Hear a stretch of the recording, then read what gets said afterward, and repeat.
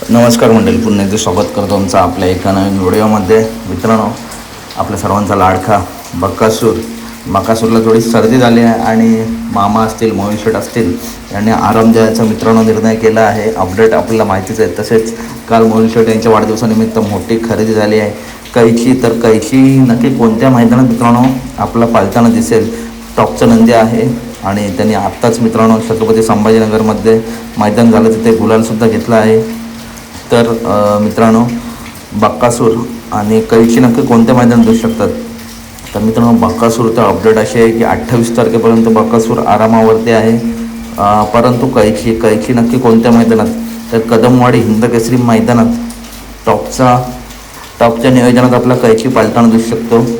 कारण मित्रांनो, इकडे आता आला आहे आणि थोडं वातावरण चेंज होतं, त्याच्यामुळे आराम देऊनच कैचीसुद्धा आपल्याला मैदानात दिसेल.